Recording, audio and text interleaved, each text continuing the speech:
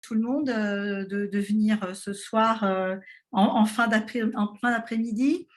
Donc déjà, voilà, je me présente, je m'appelle Dominique Hans. Donc contrairement à ce que dit Daniel, j'ai créé ma société en 2005 et pas en 2015 et je suis associée de Value Selling depuis 2008, sachant que moi j'ai connu Value Selling lorsque j'étais au Gartner, là où j'ai passé 11 ans. Donc voilà, je vous invite très vite à m'inviter sur LinkedIn. Hein, c'est toujours, je poste régulièrement des news sur la vente de valeur. Mais bon, commençons notre webinaire sur un sujet qui vous intéresse tous, c'est comment se différencier. Comment se différencier dans un contexte où tout le monde a des concurrents, où c'est toujours compliqué de comparer différents produits. Et la question que je pose, c'est quand même quelle est la différence qui fait la différence. Et je pense que quelle que soit votre attractivité, je crois que toutes les industries, j'ai vu là sur la liste des participants, sont représentées. On a tous cette problématique et on a tous cette question à se poser à un moment ou à un autre dans nos activités commerciales. Alors, que va-t-on aborder aujourd'hui? On va aborder déjà le contexte actuel, qui est quand même un contexte assez particulier, ce qu'on a besoin de changer pour se différencier, où est-ce qu'on en est, et on va regarder ensemble les points suivants, comment attirer l'attention de notre client, comment créer un besoin pour nos différenciateurs, comment est-ce qu'on va faire découvrir cette valeur, à la valeur de ces différences et se différencier de manière proactive. Donc voilà les sujets que l'on va aborder ce soir. Déjà, j'aimerais vous partager une étude qu'a fait Gartner. Alors, Gartner, maintenant, pour ceux que ça intéresse, c'est un service sur le Sales Enablement, c'est assez récent. Et j'aimerais, alors je l'ai laissé en anglais, mais je vais bien vous l'expliquer, qui explique quels sont les impacts du manque de différenciation. Alors déjà, et ça on l'a bien vu en 2020, 59% des clients gardent les mêmes fournisseurs. Ils se disent finalement, comme tout le monde fait à peu près pareil, voilà, alors je sais que ça peut être une mauvaise nouvelle si vous êtes challenger, mais bon, 59%, c'est quand même un pourcentage important. Un point important aussi, c'est lorsqu'ils ne voient pas la différenciation, ça retarde le processus d'achat. C'est-à-dire que comme ils doivent se renseigner, ils hésitent, et ça, c'est vraiment, oui, à 37%, ça reporte la décision d'achat, donc c'est quand même aussi un point non négligeable. Un point aussi que je voulais signaler, c'est que 34% d'entre eux passent plus de temps avec soit leurs intégrateurs, leurs partenaires, tout un tas de personnes avec lesquelles ils sont en contact, souvent ce sont les intégrateurs ou les constructeurs ou même les distributeurs, pour avoir plus d'informations, pour comparer les fournisseurs parce qu'ils n'ont pas ces informations. Autre point, 30% d'entre eux, s'ils ne voient aucun différenciateur, ils les excluent directement, c'est-à-dire qu'ils ne vont même pas chercher à savoir ce qu'ils font. Et enfin, sachez qu'aussi un de vos compétiteurs, c'est le rien. C'est-à-dire que les gens restent avec peut-être pas de solution si vous avez une solution innovante, et s'ils ne voient pas, ils ne comprennent pas ces différences avec ce qu'ils ont déjà, on est aussi en différence, on est aussi en compétition avec le fait qu'il y a un non-achat, qu'il n'y ait pas de décision, qu'ils ne prennent pas de nouvelles solutions. Et effectivement, c'est que si je ne vois pas de différence entre deux produits, ça vous en doutez bien, et vous feriez la même chose, entre deux solutions identiques, vous achetez la moins chère. Donc, vous voyez qu'il y a quand même des impacts extrêmement importants. Ce que j'aimerais qu'on fasse, puisque là, nous sommes voilà, un nombre quand même assez important, c'est lancer un sondage auprès de vous, qui est le suivant. Dans quelle mesure pensez-vous que votre solution est facile à différencier, difficile à différencier ou absolument sans aucune différenciation? Donc, je vais lancer un petit sondage et je vous demande d'y répondre. Je vais ouvrir un vote. Je pense que vous le voyez, enfin, j'espère. Allez, répondez-moi assez vite. Allez, encore quelques secondes. Nous sommes à presque tout le monde a participé. Allez, les derniers. Allez, répondez, même si… Bon, écoutez, je mets fin au vote parce que je pense… Ah, c'est quand même intéressant. Mais finalement, c'est… Allez, je mets fin au vote. et je vais partager les résultats. Je pense que vous voyez, donc il y a 53% d'entre vous qui disent qu'elle est facile à différencier. Écoutez, vous n'avez pas besoin d'écouter ce webinaire. Alors, il y a 44% qui pensent que c'est difficile à différencier et 3 qui sont peut-être dans ce qu'on appelle un business de commodité, qui pensent qu'il n'y a pas de différenciation. Donc, pour les 53%, tant mieux pour vous. Pour les autres, je vous invite à suivre attentivement, enfin même le 3%, là, les 47% autres, à suivre ce processus de différenciation. Alors, en fait, ce que je vais vous dire déjà, c'est que peut-être que pour vous, c'est facile à différencier, mais en fait, on va savoir si c'est la même chose pour vos clients, ce qui est encore un autre point. J'aimerais déjà faire un parallèle sur le contexte actuel. Le contexte actuel est le suivant. C'est-à-dire que on a franchement un marché, ce que j'appelle saturé, c'est que tout le monde a des concurrents aujourd'hui, quel que soit notre business, et on est tous inondés par des concurrents, des fois même des concurrents à bas prix. Et c'est vrai que la différenciation entre les concurrents, on va dire que les concurrents se ressemblent, en tout cas vu des clients. Donc ça, c'est déjà un point quand même assez important. La deuxième point, et que vraiment j'aimerais partager avec vous, c'est que le cycle d'achat, c'est compliqué. Déjà, il s'est compliqué parce qu'on regarde depuis l'année dernière, c'est très net, le cycle de vente s'est rallongé pratiquement dans tous les business. Et on voit qu'il y a eu un changement de pouvoir depuis quelques temps. C'est-à-dire que c'est les clients qui ont le pouvoir. Et on n'est plus dans un processus de vente, je dis souvent qu'on a un processus d'achat. Vous regardez que vos clients se sont formés, le niveau a nettement augmenté, ils ont aussi appris à acheter, ils ont appris à lancer des processus. Et on voit que le pouvoir aujourd'hui est du côté du client. On sait bien que pour vous, c'est difficile d'ailleurs de savoir qui a le pouvoir et qui sont toutes ces personnes de pouvoir. Donc ça, c'est un point. Et en plus, vendant à distance, je pourrais même ajouter que ça, c'est compliqué avec la vente à distance. Un autre point également, c'est qu'il y a deux types de ventes. Il y a la vente que vous faites, vous, auprès de vos clients, et puis après, il y a la vente interne. C'est-à-dire qu'on s'aperçoit dans des périodes de crise comme on a actuellement, il y a des arbitrages qui se font et les clients peuvent choisir peut-être entre votre solution et une solution qui n'a rien à voir avec la vôtre. Et au niveau du comité de direction, si votre client est amené à vendre pour récupérer du budget, on voit qu'il y a même une compétence interne qui n'est pas toujours simple. Et donc, il y a des arbitrages budgétaires lorsqu'on n'est pas en période d'euphorie dans les entreprises. Et donc, quand on est en arbitrage budgétaire, il est extrêmement important et le client se pose la question, ou son patron va lui poser la question, quelle est la valeur? Pourquoi? Qu'est-ce qu'il va faire que je vais acheter cette solution et qu'est-ce qu'elle va nous apporter? Et donc, ce discours de valeur est extrêmement important.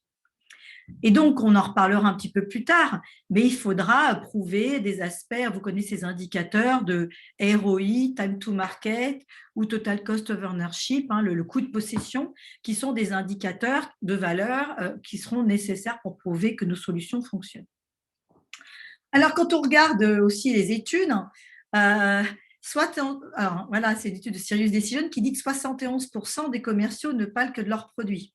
Alors, ça, c'est évidemment, c'est la perception au vu du client. Et que, je vous mets une caricature et j'espère que vous n'êtes pas ce vendeur de lessive, mais les clients pensent qu'aujourd'hui, souvent les commerciaux parlent que de leurs produits et sous-entendu, pas assez d'eux. Donc ça, c'est même si ça fait sourire, mais c'est quand même un pourcentage qui ne change pas beaucoup d'année en année, je vous rassure. Un point aussi quand même important, c'est de se dire, si on doit se différencier, mais qu'est-ce que ça signifie pour tous les professionnels de la vente? Et quand je dis tous les professionnels, c'est tous les gens qui de près ou de loin rencontrent des clients. C'est pour ça que commerciaux, inside sales, CSM, avant-vente, on a vraiment besoin d'avoir un discours assez clair pour tous les gens qui rencontrent des clients. Alors, ça signifie quoi pour eux? Déjà, il y a moins d'opportunités. À partir du moment où le marché est surchargé, on se rend compte qu'il y a quand même moins d'opportunités, que tout le monde, en tout cas, veut se partager la même part du gâteau. Ça signifie que pour les professionnels de la vente, quels qu'ils soient, il va falloir développer de nouveaux comportements, des comportements, et on s'aperçoit par exemple que la posture qu'on doit avoir en vendant à distance, elle est différente, développer de nouvelles compétences, des compétences d'être de plus en plus professionnelles, vis-à-vis de ses acheteurs, ses clients qui, eux, se forment également, et développer donc tout un tas de savoir-faire. Et je pourrais ajouter également, d'en plus, d'avoir une connaissance des entreprises, connaissance des métiers du client. Enfin, vous voyez qu'il y a quand même énormément de bagages à développer pour pouvoir se différencier. Et donc, la différenciation, elle doit aller au-delà du produit ou de ses capacités. Hein. Pour les raisons que je vous donne, c'est nécessaire, mais ce n'est pas suffisant. Et un point qui est important et que je remarque souvent lorsque je fais des formations, c'est que le dialogue qu'on doit avoir avec le client sur la valeur, pour moi, il est souvent pas assez étoffé, je dirais même bien pas assez long. Hein. Il faut le développer pour qu'il soit significatif, qu'on ait un vrai dialogue sur la valeur avec notre client. Et évidemment, il va falloir aussi qu'il soit pertinent. Et ça, on va en parler ensemble juste après pour donner de pertinence à ce dialogue sur la valeur. Donc ça, vous voyez que ça nécessite aujourd'hui, ce qui montre que c'est un vrai métier et qu'il y a énormément d'éléments à développer pour être perçu comme professionnel vis-à-vis de nos prospects et de nos clients. Alors, que signifie être différent ou différencié? Donc, j'insiste sur un point et je vais vous donner ces éléments. Être différent, ça veut dire avoir la liste de toutes nos capacités uniques. Quand je dis capacité, c'est toute notre solution, de quoi est-elle capable? Ça peut être des fonctionnalités et des services. Et ça, c'est le rôle d'ailleurs que doit faire, et font très bien, le marketing, le product development, tous les gens qui en amont connaissent l'état de l'art, savent vous comparer vis-à-vis de la concurrence et sont capables de lister tout un catalogue de capacités ou de différenciateurs que vous pouvez avoir par rapport aux concurrents. Très bien. Mais différent, se différencier et avoir de la différenciation, c'est autre chose. Et ça, c'est le rôle du commercial. Parce que sur toutes les capacités que vous avez et que vous êtes capable de présenter, il n'y en a peut-être que 2 ou 3 qui vont être reliés aux problèmes de leurs prospects, de vos prospects. Et c'est ça, être différenciant. Ça veut dire que votre client, il ne va pas regarder tous ces éléments, il faut pouvoir lui mettre en avant uniquement les éléments de différenciation qui le concernent. Donc, il y a une vraie différence entre ce rôle du marketing, du product management, du product development et tous ces commerciaux qui sont face à des clients et qui doivent découvrir des problèmes et mettre en avant uniquement les solutions, les capacités qui sont reliées aux problèmes de ces clients. C'est ça la différence. Donc, ça signifie que pour aller plus loin, il va falloir chercher les problèmes que l'on solutionne mieux que nos concurrents et les mettre en avant vis-à-vis de ce client. Hein, j'ai tout un tas d'exemples à vous donner là-dessus, mais combien de fois j'entends, par exemple, que des commerciaux disent « oui, nous avons des experts dans le monde entier ». Très bien. Si moi, mon business n'est qu'en France, ça m'est complètement égal que vous ayez des experts dans le monde entier. Idem, si moi je dis oui, Valuceni, nous savons faire des formations dans 18 langues. OK. Si moi j'ai toute l'Europe, oui, c'est intéressant d'avoir, et je peux mettre en avant, avez-vous besoin d'un fournisseur qui vous permet d'avoir la même prestation de service dans tous les pays dans lesquels vous êtes? Mais si j'ai un client qui est franco-français, c'est un argument. Ça ne sert à rien. Oui, c'est une différenciation de value selling, mais ça ne sert strictement à rien pour mon client. Et le client va se rappeler uniquement des capacités qui sont liées à ces problèmes. Les autres ne l'intéressent pas. Et donc, on lui en dit trop. C'est ça que j'aimerais que vous reteniez aujourd'hui. C'est vraiment un problème important. Donc, comment se différencier avec succès? C'est important. Il y a plusieurs choses. Donc, en fait, si je peux résumer comment on se différencie avec succès, c'est en étant centré sur nos clients. C'est ça le point le plus important. Donc, le succès de la différenciation, il repose déjà sur la connaissance des entreprises, de leur business, de leur environnement de travail. C'est ça qui est vraiment important pour eux. Et notre avantage concurrentiel, Hein, il peut se faire sur un produit, bien sûr, vous m'avez dit, qui était facile à différencier parce il est peut-être innovant et qu'il a vraiment des aspects uniques. Ça, c'est très bien. Mais ce qui est important aussi, c'est que c'est la façon dont vous vendez peut être vraiment différenciante. C'est que si vous êtes vraiment ce que j'appelle moi un vendeur conseil, quelqu'un qui va être vraiment centré sur le client, on peut avoir un avantage concurrentiel dans la façon dont nous vendons. Hein.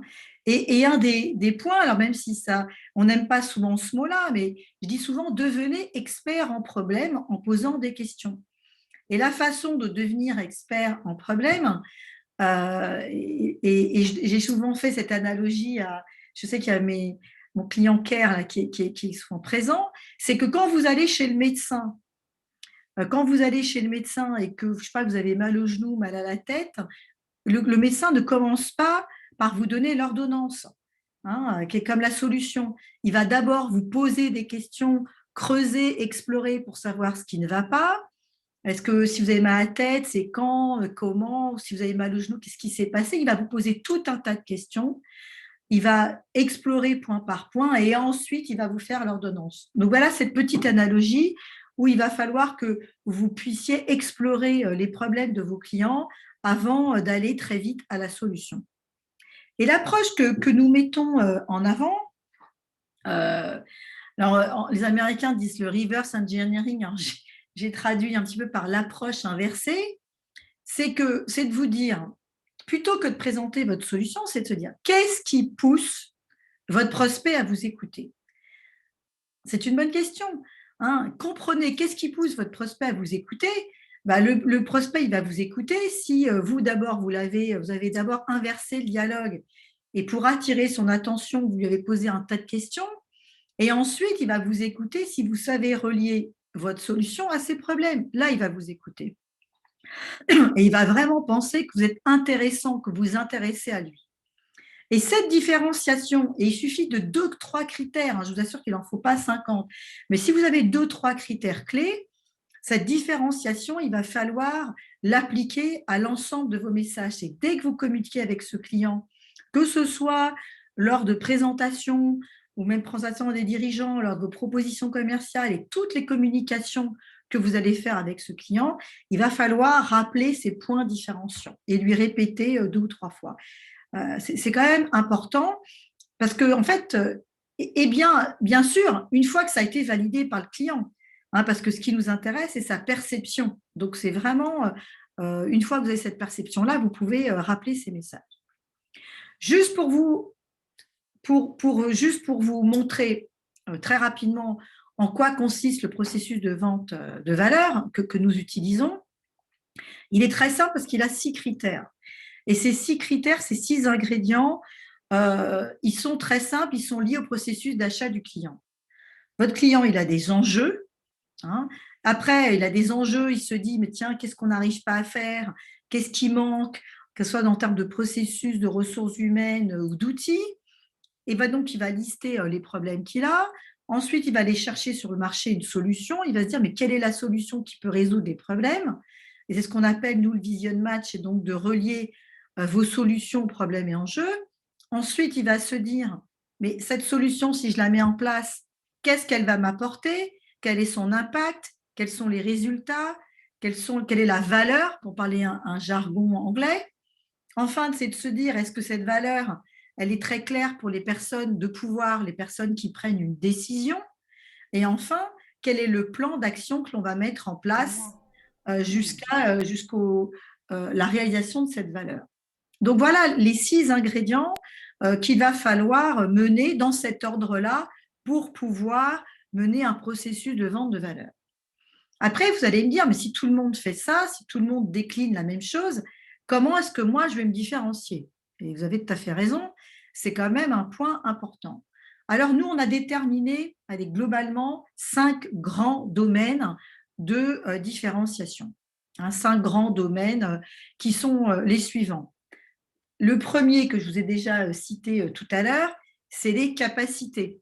Les capacités de notre solution, c'est de quoi notre solution est capable en termes de fonctionnalité produit, de service, c'est vraiment tout l'ensemble des capacités que vous avez à proposer.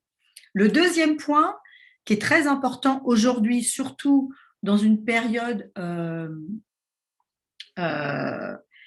de crise, on va dire, c'est la marque. Hein, c'est quand même important de se dire que, évidemment, on ne prend pas de risque quand on a une marque.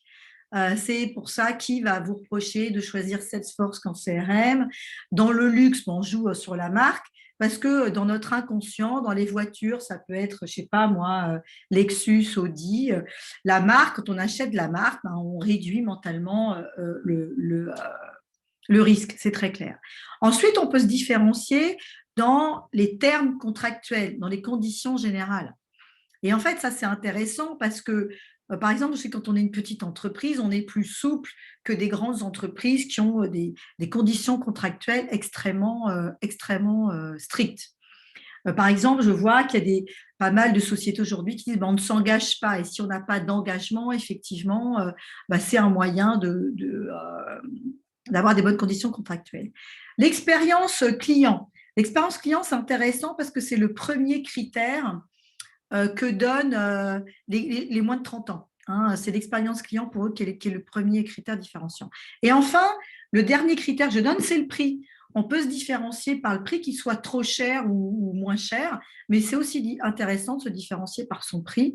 Mais par contre, si on a un prix trop cher, ben, il faut vendre la valeur parce que dans notre inconscient, si c'est cher, il faut que ça apporte plus de valeur qu'une solution pas chère. Et ça, c'est vraiment un point qu'on sait tous mettre en avant. En tout cas, qu'il faut mettre en avant. Alors, pour positionner notre différenciation, hein, il y a trois aspects. Hein. C'est que le client reconnaisse son besoin et les problèmes associés à son besoin. Ensuite, c'est de se dire, ben, il va chercher une solution sur le marché. Et nous, il va falloir qu'on découvre des problèmes, hein, peut-être des problèmes additionnels, peut-être qui ne sont pas exprimés, des fois peut-être que le client s'en était pas encore rendu compte, pour créer de nouveaux besoins. Et ça, c'est un très très bon moyen de réduire la compétition. Et ça va, je vous assure, montrer que vous connaissez bien son domaine et qu'il sont apprécié parce que ça va lui faire avancer mentalement sur des problèmes auxquels il n'avait pas pensé et qui va vraiment vous mettre en avant par rapport à vos concurrents. Je vous assure que c'est un très bon moyen pour réduire assez vite la compétition. Mais pour ça, une fois qu'on a découvert donc, ces problèmes additionnels, que le client admet que cette solution est intéressante, il va falloir également lui montrer que ça a de la valeur. Et ça, c'est un vrai challenge, hein, de montrer qu'il y a de la valeur. J'avoue qu'il faut absolument lui montrer. Pour montrer qu'il y a de la valeur, il faut d'abord, et je le dis à toutes les formations, découvrir les enjeux. Hein, je vois tellement encore d'éléments où il n'y a pas les enjeux. S'il n'y a pas les enjeux, ça va être compliqué parce que la valeur, elle est reliée aux enjeux de vos clients. Qu'est-ce qu'on appelle les enjeux?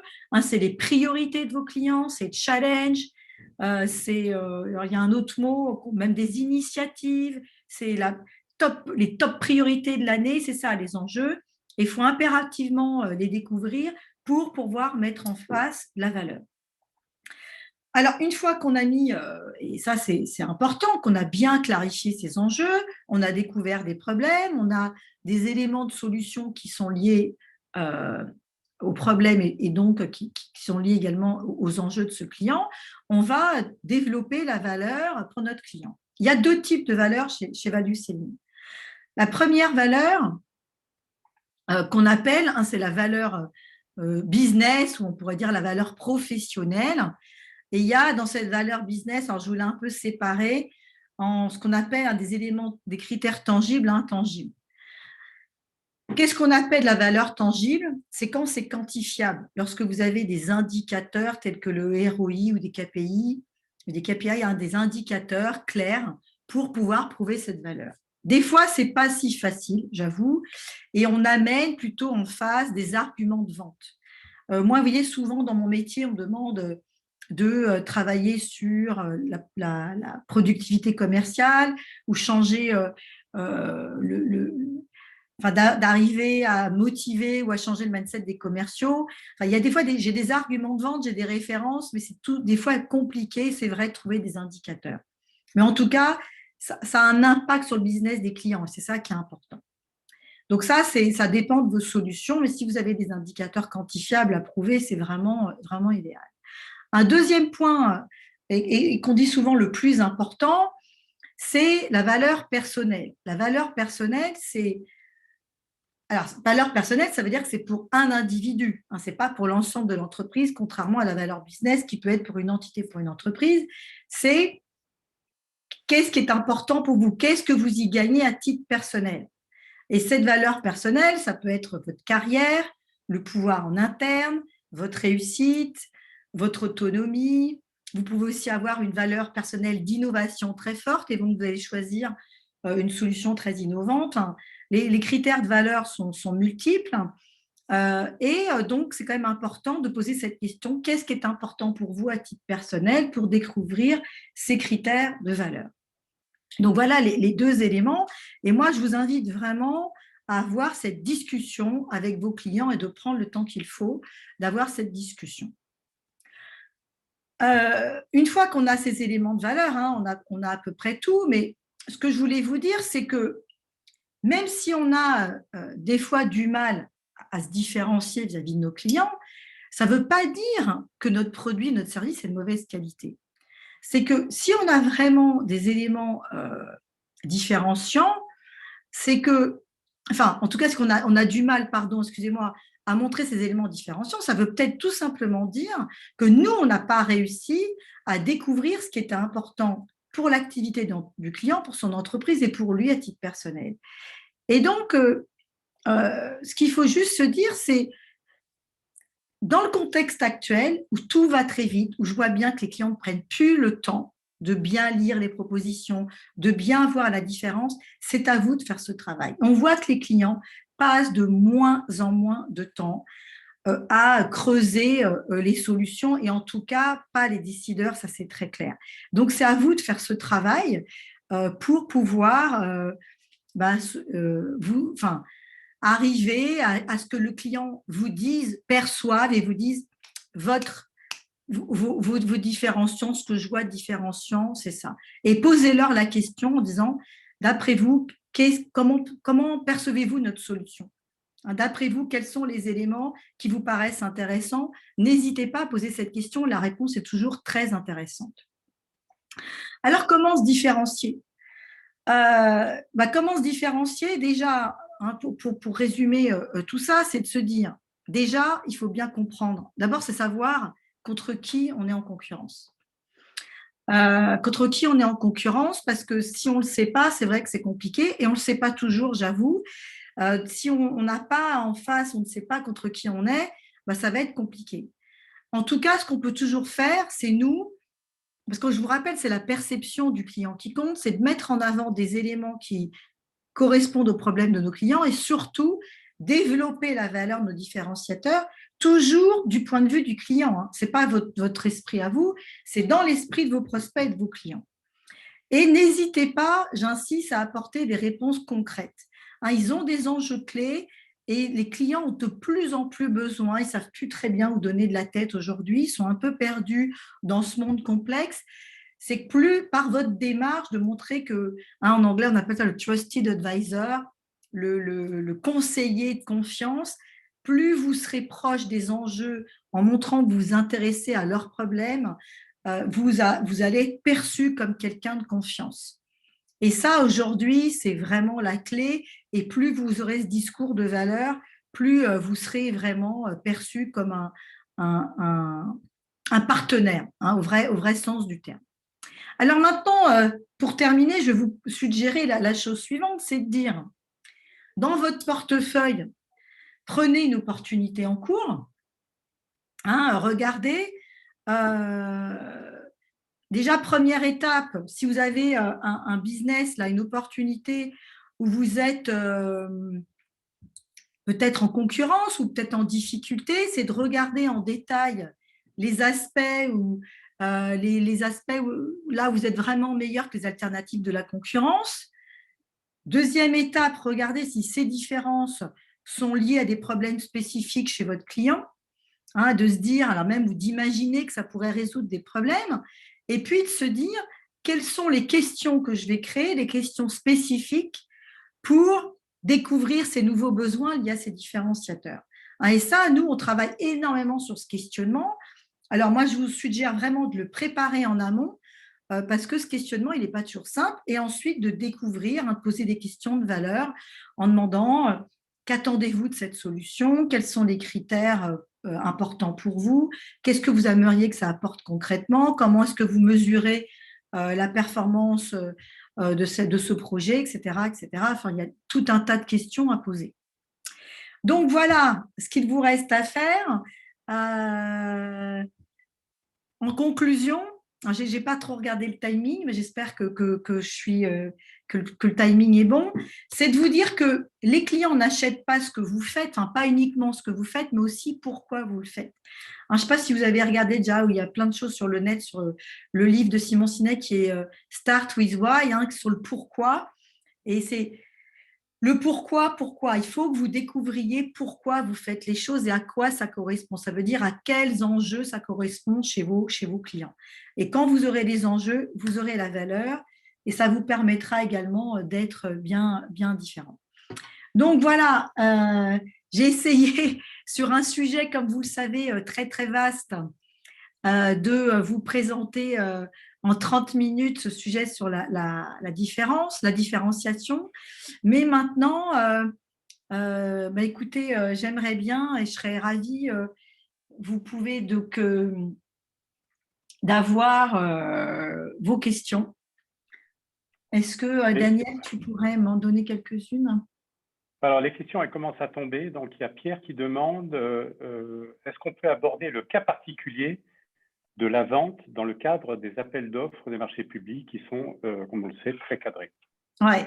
Alors déjà, moi je travaille effectivement, merci Pierre pour cette question, dans les marchés publics. Alors effectivement, il y a un process et c'est intéressant. Alors je vais parler même dans des appels d'offres en général. C'est quoi un appel d'offres? En fait, c'est l'ensemble des solutions que propose le client. Donc dans un appel d'offres, on n'a pas les problèmes. Ça, c'est très clair. Dans un appel d'offres, c'est-à-dire que le client il a eu des enjeux, il a listé ses problèmes et il a déjà bien avancé. Déjà, moi, les clients avec lesquels je travaille et qui sont très proches du secteur public, ce qui me dit, c'est qu'il y a un énorme travail à faire en amont de l'appel d'offres. Et c'est effectivement, alors ça dépend, il y a des appels d'offres dans le secteur public. D'après ce que me disent mes clients, c'est qu'on peut quand même contacter certains clients. C'est très compliqué lorsque vous avez des appels d'offres où vous n'avez plus accès aux clients. Mais là, j'aurais peut-être un peu de doute sur la façon de gagner. Dans les appels d'offres, vous avez tout à fait raison. Enfin, ça doit se faire en amont de l'appel d'offres. Mais dans un appel d'offres, il y a très, très rarement les problèmes et les enjeux. Il y a un catalogue de solutions, on répond. On répond avec un prix, on n'a pas tous les éléments. C'est vrai que c'est… Donc, c'est soit en amont, soit il faut absolument interroger le client pour savoir si on a cette possibilité, à quel problème dans les solutions de pouvoir mettre des critères prioritaires et voir ce qui est le plus important pour eux. Mais effectivement, on ne l'aura pas forcément dans l'appel d'offres. Quoi d'autre comme question? Alors, j'ai une deuxième question là, qui concerne le facteur humain, justement. Et c'est Eric qui demande ça. Quel est le facteur d'importance de l'humain dans la différenciation? Alors, Eric, et je pense que c'est une question intéresse tout le monde. Lorsque nous faisions de la vente en face à face, enfin, je ne sais pas, ça dépend si ça vous arrive, on avait un facteur humain extrêmement important puisque il y a une partie non verbale, il y a tout à fait la relation concrète avec notre client. À distance, alors je ne sais pas si c'est en tout cas, moi c'est ce que je fais aujourd'hui, j'ai extrêmement peu de rendez-vous clients, voire très très peu. Le facteur humain s'est effondré. Et là, Gartner a sorti une étude, je crois qu'elle est d'ailleurs sur le web, qui disait que 80% des clients étaient ravis que ça soit de la vente à distance parce que justement, ils n'étaient pas influencés par l'affect du commercial et par le facteur humain. Et vous avez raison, vous faites partie, vous, Eric, vous, les commerciaux, de la différence dans la façon de vendre par votre personnalité. Mais en vendant à distance, on est plus sur le contenu que la relation. Et là, le facteur humain, toutes les études le montrent, il s'est effondré parce qu'avec cette vente à distance, on est plus dans le contenu, on est plus dans le process, on est plus dans les éléments écrits et beaucoup moins dans la relation, malheureusement. Et vous avez tout à fait raison, ce qu'il explique qu'il faut être beaucoup plus pro, il faut être plus structuré que lorsqu'on était en présentiel.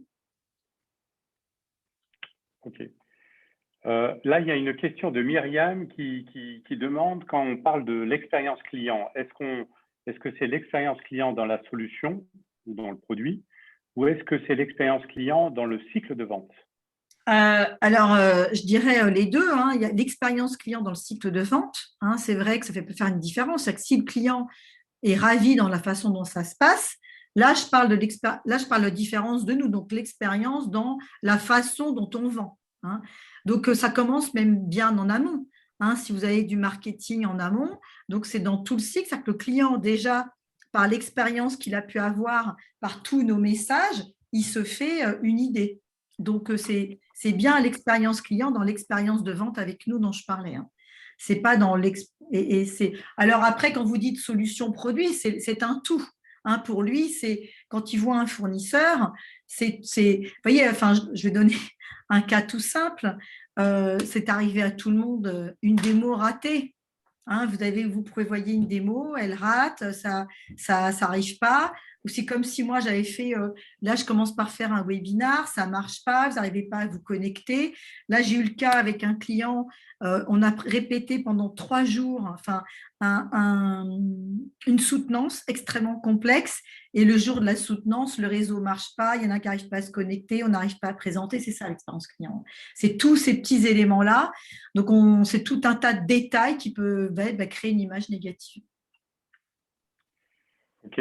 On a une autre question, et cette fois-ci, c'est Michael qui pose la question de savoir, en termes de qualification des enjeux et problèmes, comment peut-on parvenir à identifier la valeur personnelle sans paraître trop intrusif? Alors ça, c'est une excellente question parce qu'il y a beaucoup de gens qui ont peur d'aborder la valeur personnelle. Vous avez tout à fait raison. Alors des fois, il y a des éléments de valeur personnelle qu'on peut deviner, hein. Alors ça, c'est lié à la relation, hein. Vous parliez de relation. Vous avez raison, c'est que si moi, je n'ai pas une bonne relation avec mon client, je n'aborde pas la valeur personnelle. Donc, en fait, ce n'est pas au premier rendez-vous, ce n'est pas au deuxième rendez-vous, c'est quand je commence à créer de la relation, hein, qu'on arrive dans notre processus de vente au deuxième, troisième rendez-vous, que j'aborde cette valeur et je l'aborde avec une question qui paraît innocente, hein, en disant qu'est-ce qui est important pour vous dans ce projet? Alors, elle va me dire, voilà. Et je vais dire, et si c'est, voilà, et qu'est-ce qui est important pour vous à titre plus personnel? Voilà, ou à titre individuel. Ou, et soit j'ai la réponse, j'ai souvent la réponse d'ailleurs, je vois plutôt que les gens n'osent pas poser la question. Et si je n'ai pas la réponse, je n'insiste pas. Enfin, j'essaye pas, vous avez raison, je suis prudente avec ça. Et il faut sentir si c'est le bon moment de le poser. C'est vrai que c'est compliqué, je vous avouerai, à distance. Vous voyez, moi, j'ai eu hier une présentation où j'avais 3 personnes, 3 clients. Donc, il y en a un, j'ai deviné sa valeur personnelle parce qu'il vient d'arriver dans l'entreprise, donc j'ai compris qu'il voulait se mettre en avant.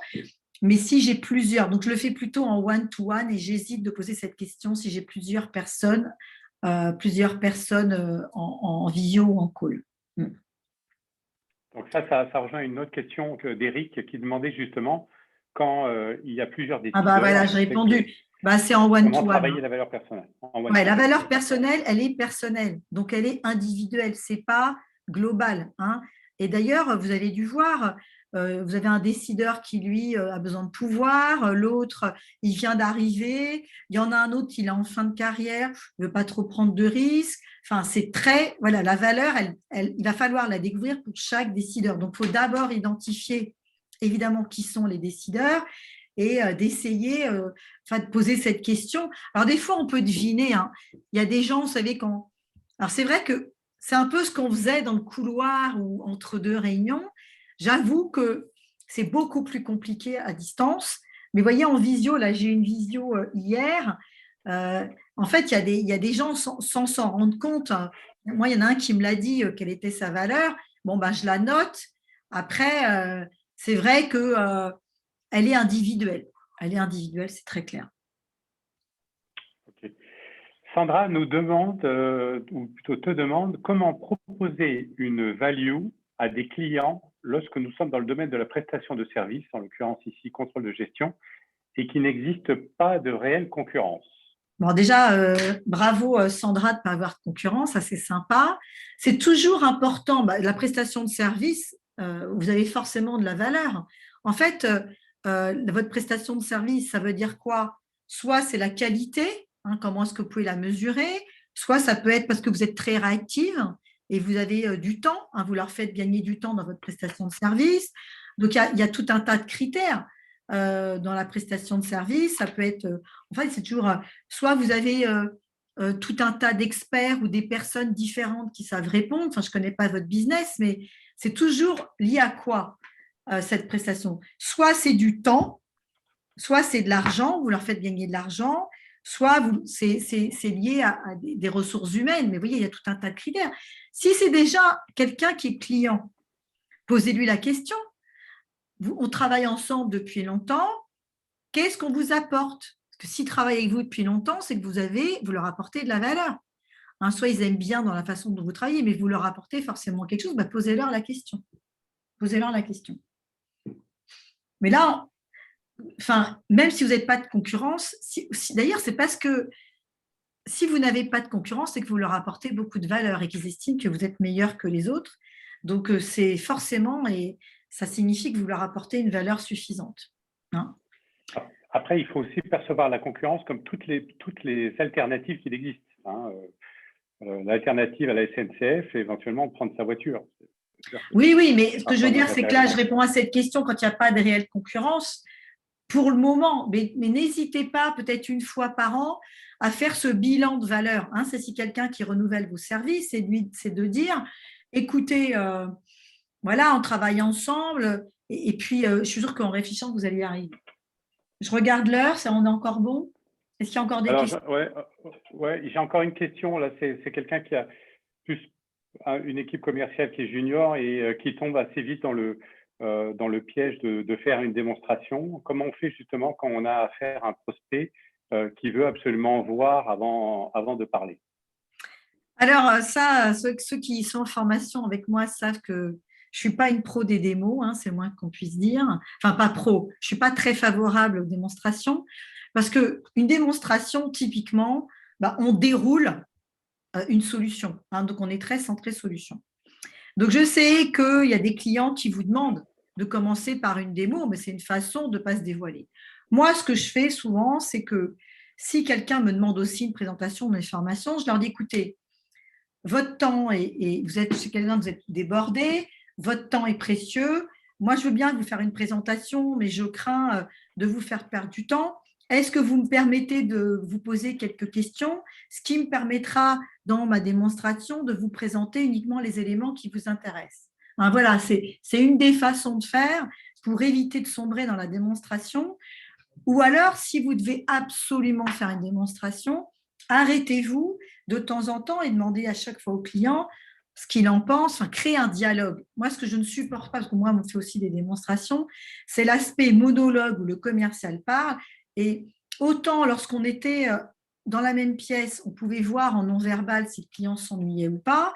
Mais là, s'il a un écran, vous ne voyez pas votre client et vous ne savez pas s'il est en train de faire autre chose, il vaut que vous arriviez à initier un dialogue en lui posant des questions. Et souvent, ce que je dis, c'est que si vous faites une démonstration, à la fin, qu'avez-vous appris de votre client? Malheureusement, pas grand-chose. Donc, il est important d'être centré sur ce client et peut-être profiter de cette démonstration pour lui poser des questions, pour peut-être savoir ce qu'il a vu par ailleurs, mais sinon, on n'obtient aucune information, c'est que dans un sens, c'est donc un monologue et pas un dialogue. Voilà, d'autres questions ou on peut peut-être conclure? On peut conclure, il n'y a pas d'autres questions. Pas d'autres questions? Bah, écoutez, merci déjà à tous de votre présence. S'il y a tous ces éléments, ce que je vais faire, c'est que je vous enverrai les slides hein, et un lien. Et donc, je voulais juste vous dire que le prochain webinaire aura lieu le 20 mai. Hein, le 20 mai à 14 heures. On va faire un webinaire sur la prospection. C'est un truc que je n'avais encore pas fait, voilà, sur comment créer une cadence de prospection pour alimenter votre pipe. Donc, jeudi 20 mai, je vous attends à 14 heures. D'ici là, je vous souhaite de bonnes ventes. Et puis, voilà, comme je vous ai dit, merci encore pour votre participation. Merci d'avoir passé ce temps-là et n'hésitez pas à m'envoyer des messages ou de m'inviter sur LinkedIn. Donc, passez une très bonne soirée. Je vous dis à très vite. Merci à vous et à bientôt.